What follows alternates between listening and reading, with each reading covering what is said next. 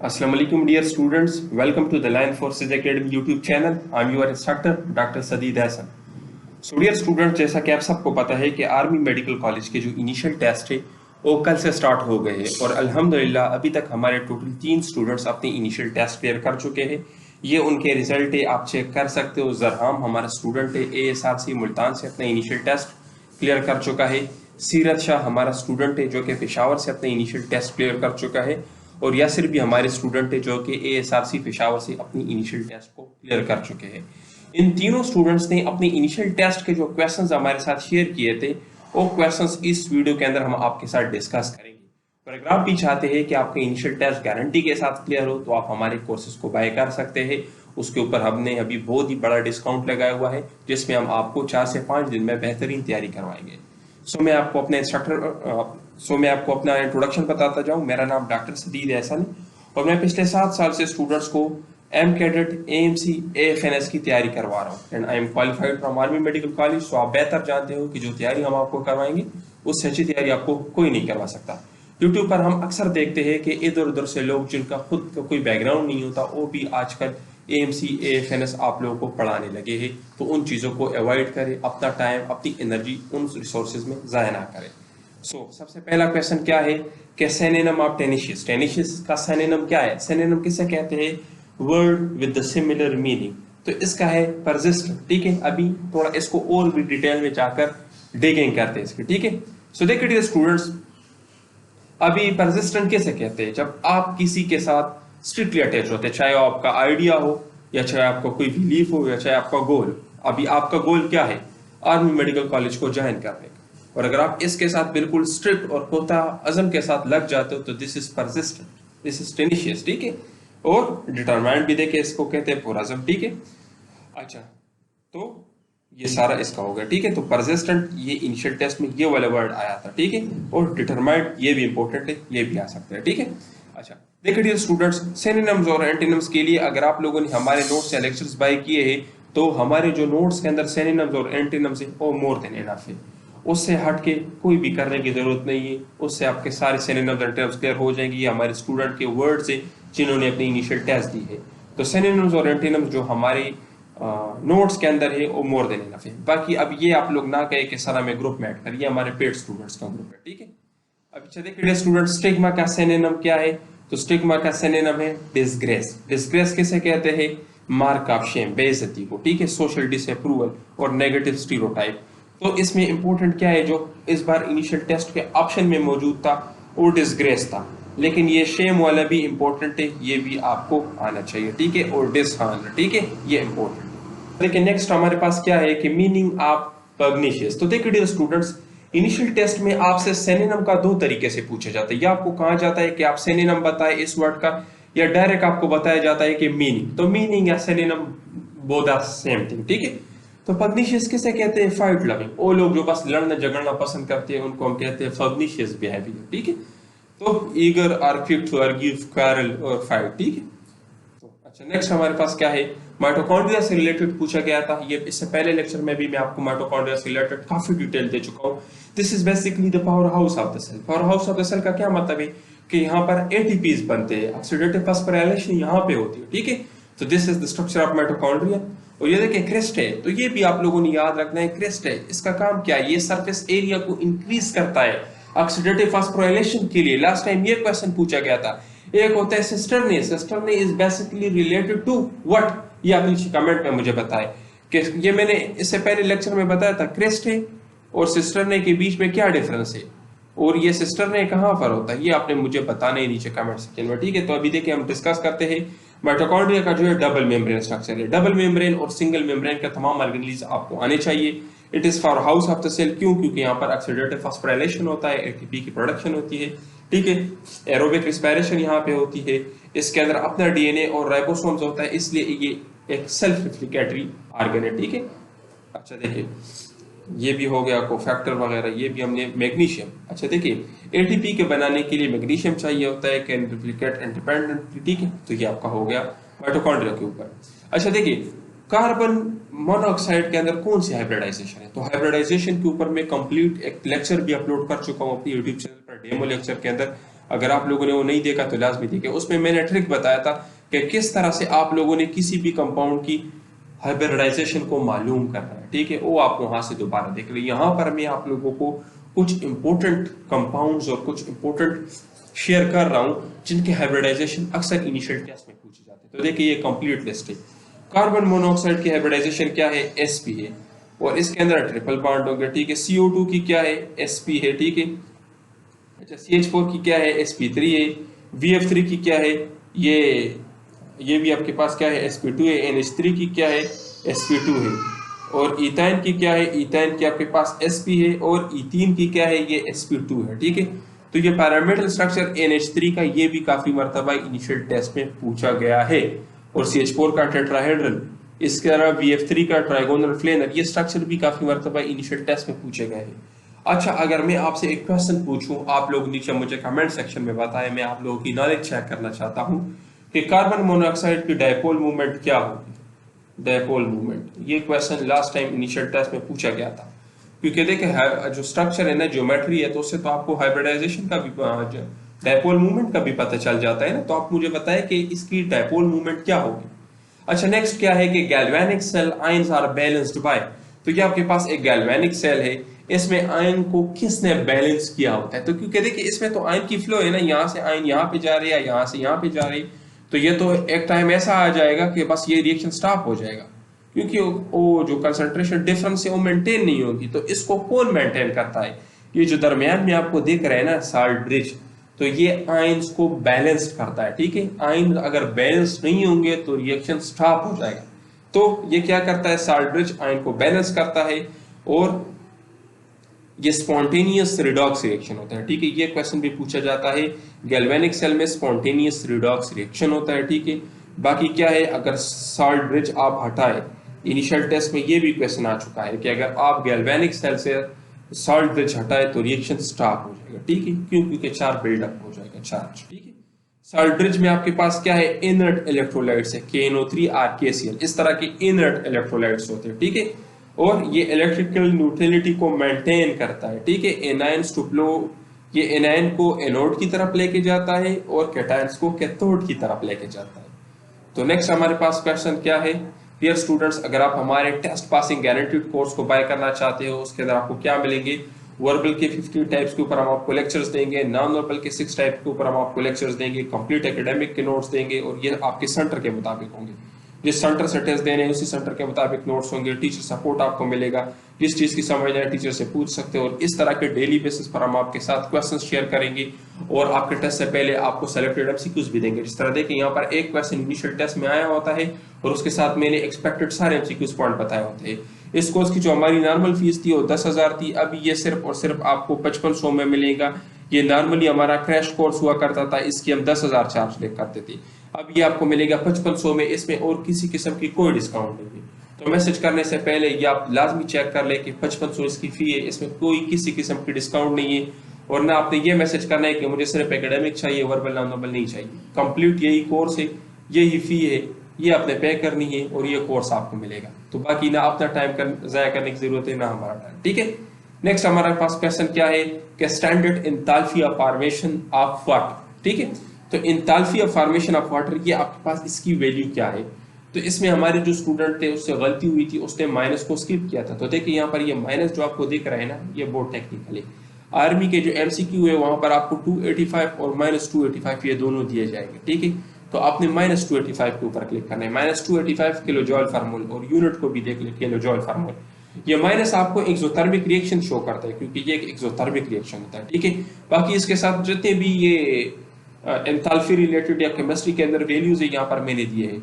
जो आपके पास नाइट्रोजन है गैस फॉर्म में, ठीक है, गैस फॉर्म में, उसकी आपके पास कितनी होगी। और ये देखिए ये लिक्विड फॉर्म में, ठीक है, ये वाटर जो है ना, तो ये लिक्विड फॉर्म में इसकी एंथैल्पी फॉर्मेशन ये होगी, ठीक है। ये भी आप लोग चेक कर लीजिए, ना हो कि वहाँ पर गैस दिया और आपने ये वैल्यू टिक की। जो नाइट्रोजन NH3 अमोनिया गैस है ना, तो उसकी आपके पास -46.1 किलो जॉल फार्मूला है, ठीक है। इसके अलावा कैल्शियम कार्बोनेट जो है, तो उसकी क्या है, सॉलिड फॉर्म में -1207, ठीक है। Enthalpy of sublimation, enthalpy of sublimation ये लास्ट टाइम एमसीक्यू पूछा गया था कि ये किसके बराबर होता है। तो ये heat of fusion plus heat of evaporation इसके बराबर होता है। तो ये भी डिफिनीशन है इसका, ये भी पूछा जाता है, ठीक है। इसकी वैल्यू क्या है वाटर की 46.7, ये पॉजिटिव वैल्यू है, ठीक है। Specific heat capacity of water कितनी है 4.18 जूल पर डिग्री सी, ठीक है। तो ये हो गया।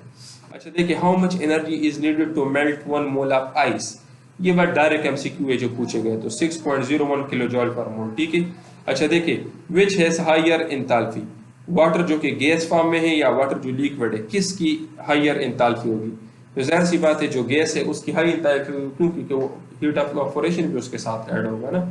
अच्छा देखिए, नेक्स्ट आपके पास क्या है, डी ब्रोगली वेवलेंथ जो है, डी ब्रोगली इक्वेशन जो है, तो ये हमें क्या करता है, ये हमें वेवलेंथ फाइंड करके देता है। ये उसका देखिए इक्वेशन है, ये वेवलेंथ हो गया, ठीक है, ये फ्लैंक कांस्टेंट हो गया, ये मास हो गया और ये वेलोसिटी हो गया, ठीक है। तो ये आपको करके देता है, ठीक है। अभी यहाँ पर इनिशियल टेस्ट में कौन से इंपॉर्टेंट क्वेश्चंस पूछे गए हैं, तो देखिए आपके पास जो फ्लैंक कांस्टेंट है इसकी यूनिट क्या है, तो जूल इनटू सेकंड, ये इसकी यूनिट है। ये इनिशियल टेस्ट में काफी मरतबा पूछा गया है। और एक मरतबा ये भी क्वेश्चन अभी कल पूछा गया था कि अगर आप the de Broglie wavelength of an electron accelerated to potential difference, अगर आप एक इलेक्ट्रॉन को एक पोटेंशियल डिफरेंस v के थ्रू एक्सेलरेट करोगे तो उसका डी ब्रोगली वेवलेंथ किसके बराबर होगा, तो ये उसका इक्वेशन हो जाएगा, ठीक है। देखिए अब यहाँ पर देखिए टेक्निकल चीजें क्या है, किस तरह के क्वेश्चंस आपसे पूछे जाते हैं। यहाँ पर क्वेश्चंस इस तरह के पूछे जाते हैं ना, अगर आप देखें तो वेवलेंथ का और आपके पास जो पोटेंशियल डिफरेंस है उसका इनवर्स रिलेशन है या नहीं है।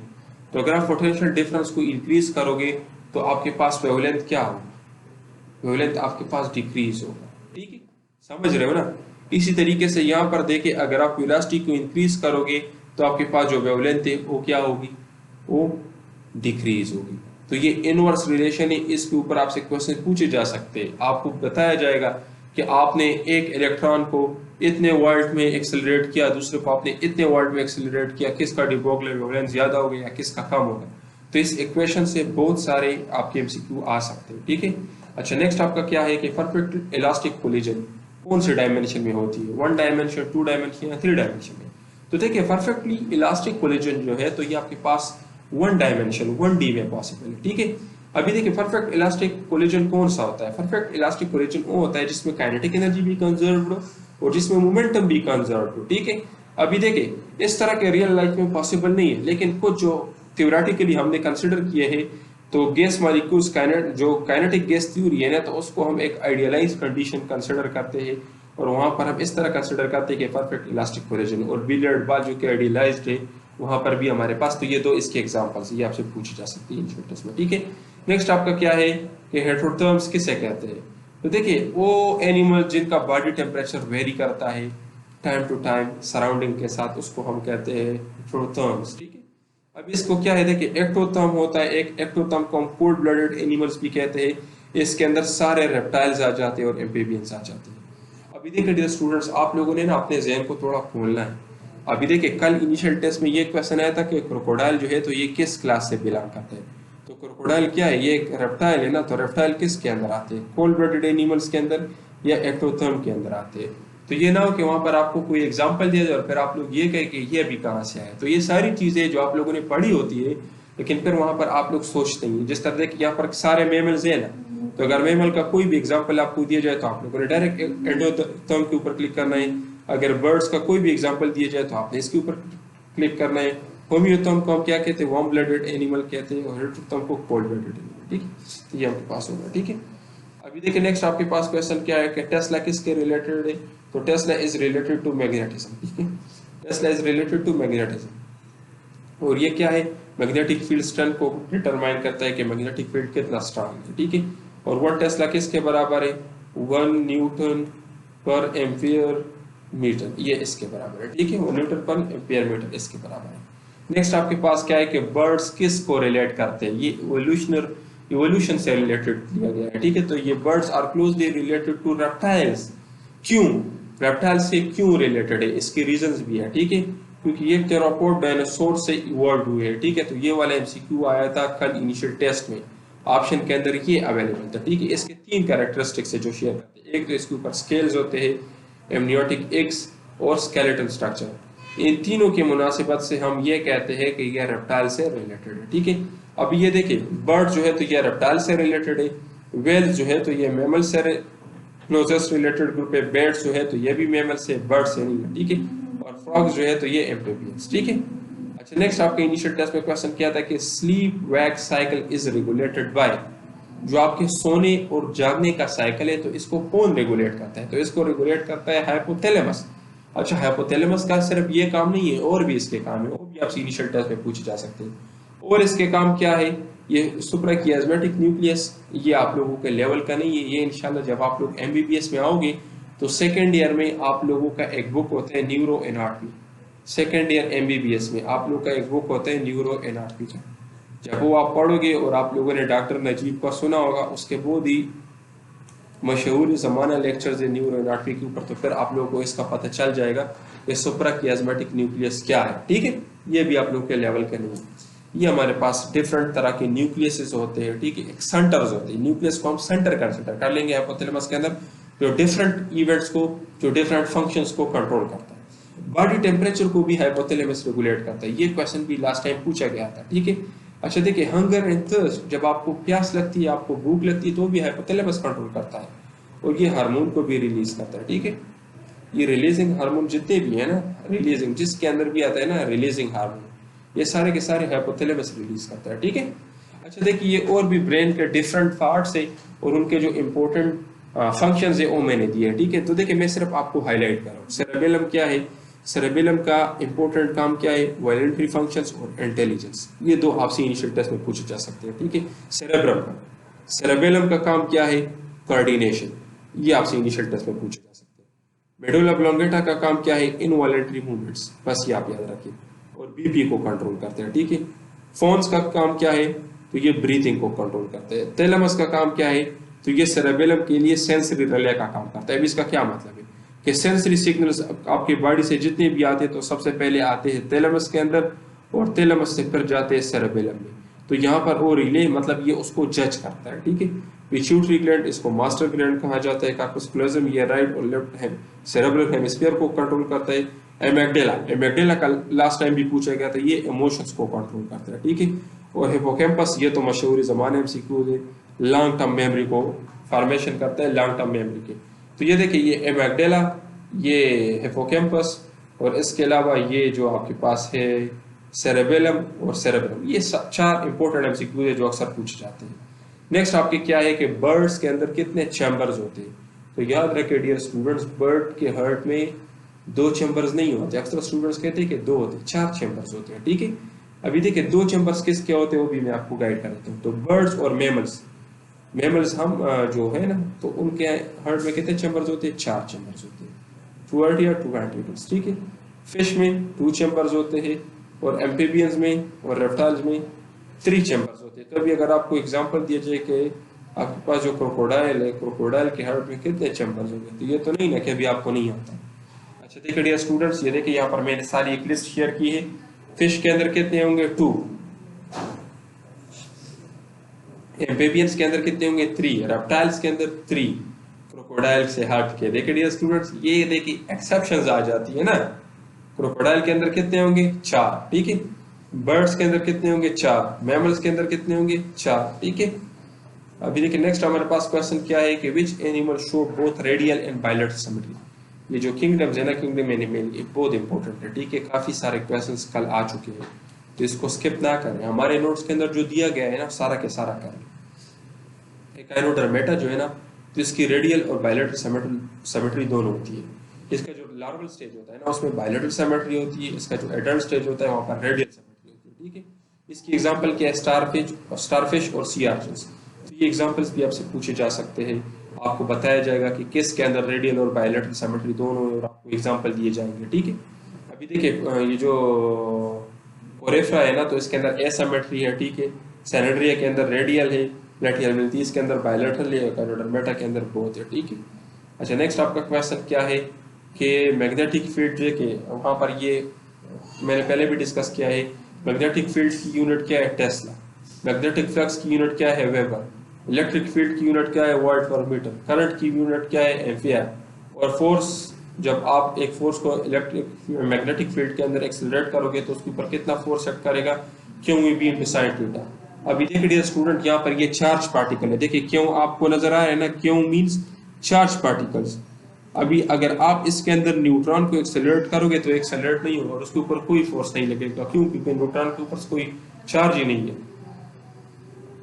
डियर स्टूडेंट्स, अगर आप हमारे गारंटीड कोर्स को बाय करना चाहते हो तो आपको 5500 में मिल जाएगा।